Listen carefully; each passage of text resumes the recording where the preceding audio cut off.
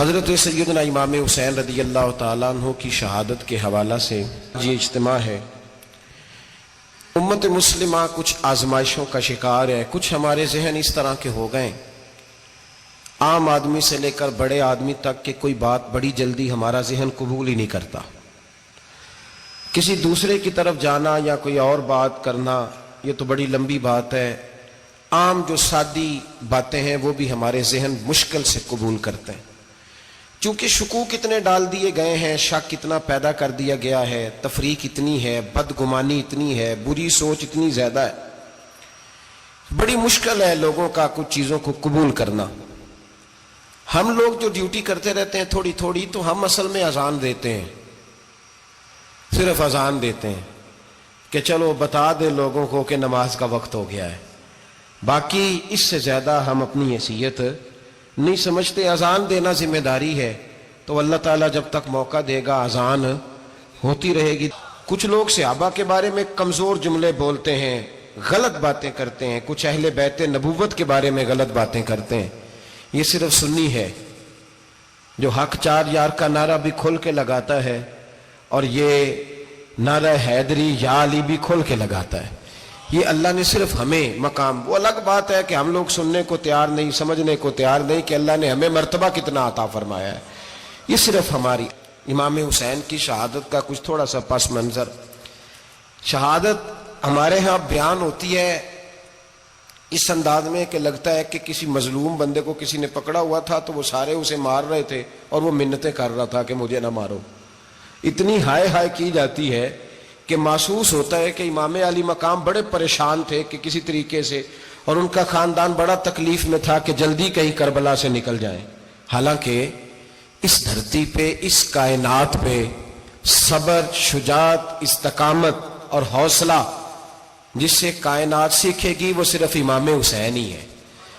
اتنے بڑے صابر آدمی کے بارے میں اس طرح کا رویہ اختیار کرنا کہ وہ تو گویا اس طرح کر رہے تھے کہ بس کسی طریقے سے میری معذرت، تو یہ امام حسین کی مظلومیت سنا کے لوگوں کو اس طرح کا کر دیا جاتا ہے، یہ انداز بتایا جاتا ہے کہ شاید واقعہ کربلا رونے دھونے کا نام ہے، حالانکہ بات یہ نہیں ہے۔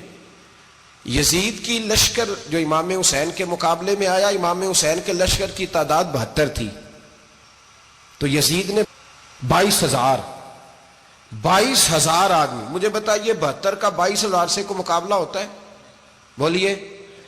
عمر بن سعد نے پھر عبید اللہ ابن زیاد کو لکھا کہ 22,000 بندے تھوڑے ہیں، کچھ بندے زیادہ بھیج۔ تو عمر بن سعد کو عبید اللہ ابن زیاد کہنے لگے کہ تو پاگل تو نہیں ہو گیا، 72 کے لشکر کا 22,000 بھیجا، اور کتنا بھیجوں؟ تو اس نے کہا تمہیں یہ نہیں پتا یہ لوگ کون ہیں؟ یہ مولا علی شیر خدا کی اولاد ہے، ان میں ایک ایک شخص ایسا ہے جو 1,000 کے مقابلے میں لڑنا جانتا ہے۔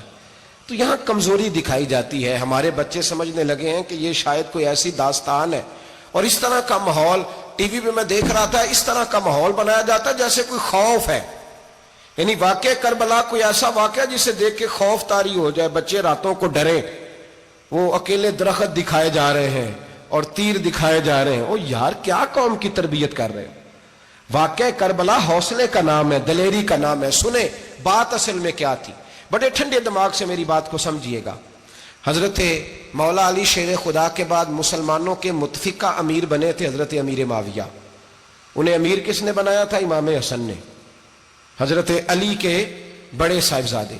حضرت امام حسن نے ان سے صلح کی، انہیں خلافت دی، اور صحیح بخاری میں نبی پاک نے فرمایا تھا میرا بیٹا حسن سردار ہے، جب مسلمانوں کی جماعتوں میں لہو بہہ جائے گا تو حسن ان کی صلح کرا دے گا۔ وہ صلح امام حسن نے کرائی، جناب امیر معاویہ امیر بن گئے۔ حضرت امیر معاویہ رضی اللہ تعالیٰ عنہ بڑا پیار کرتے تھے نبی پاک سے، بڑا احترام کرتے تھے حضور کے خاندان کا۔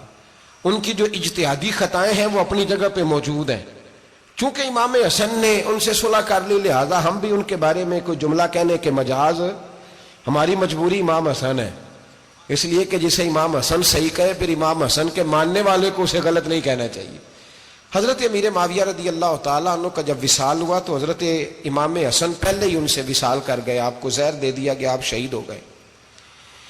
امام حسین موجود تھے، تو یزید کے بارے میں لوگوں نے کہا جناب امیر معاویہ سے کہ یہ